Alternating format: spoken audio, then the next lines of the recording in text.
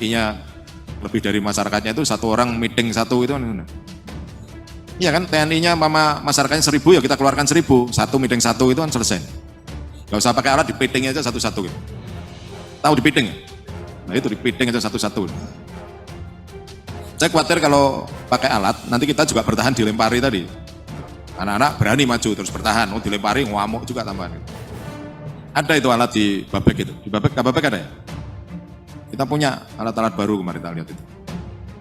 Itu memang yang lama nggak dipakai ya silahkan aja coba Babek biar keluar dari itu, keluar dari gudang. Itu udah lama saya lihat. Asrok ada? Saya kasih tahu Babek itu.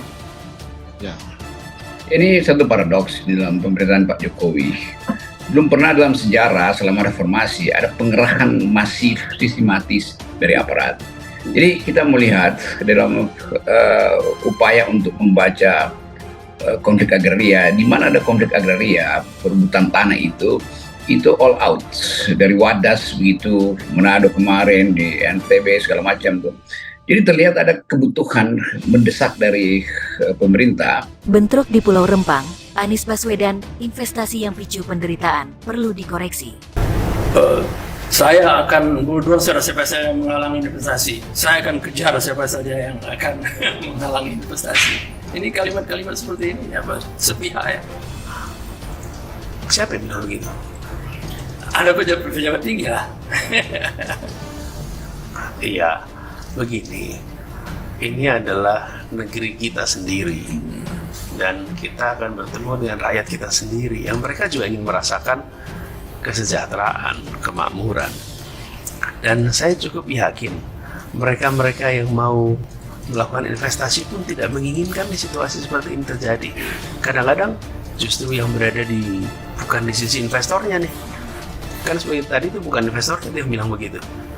Yang bilang malah penyelenggara negara itu, pejabat. Nah itulah yang menurut saya harus dikoreksi. Pak Jokowi cuma bilang, di Rempang itu hanya kesalahan komunikasi. Menggusur 17.000 orang itu kesalahan komunikasi. Kata Presiden Jokowi. Kata Mahfud MD, tidak ada penggusuran di situ, adanya pengosongan. Itu keluar dari mulut Mahfud MD yang dia bilang itu adalah sekedar pengosongan. Itu kalimat dari otak yang kosong.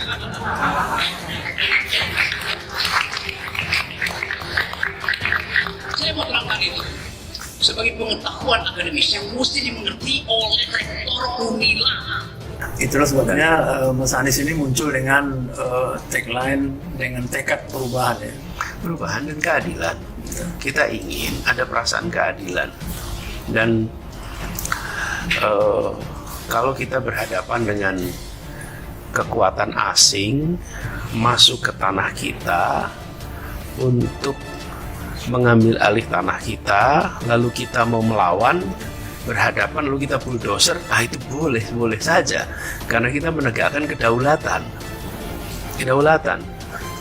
Jakarta pernah mengalami seperti itu, ketika rakyat dijawab dengan kalimat-kalimat seperti itu, akan kirim bulldozer, akan kirim pasukan untuk menghadapi.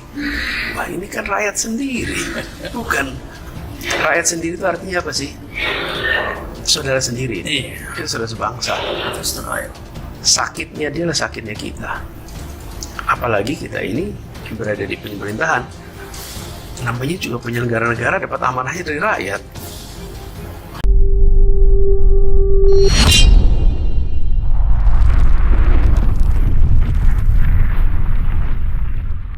Kini, peluru mulai diarahkan ke Muhaimin Iskandar, ketum PKB yang akrab disapa Cak Imin.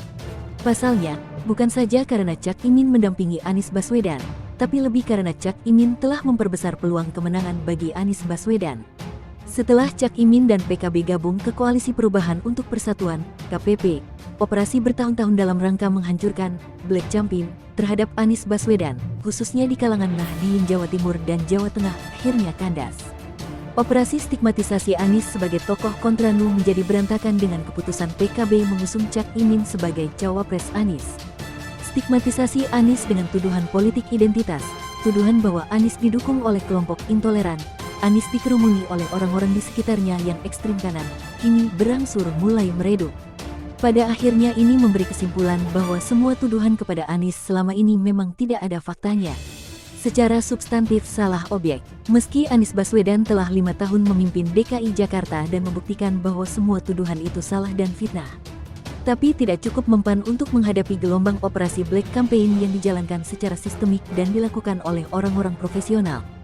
Baru setelah Cak Imin bergabung, mata dan kesadaran publik mulai terbuka bahwa tuduhan itu merupakan kampanye hitam belaka.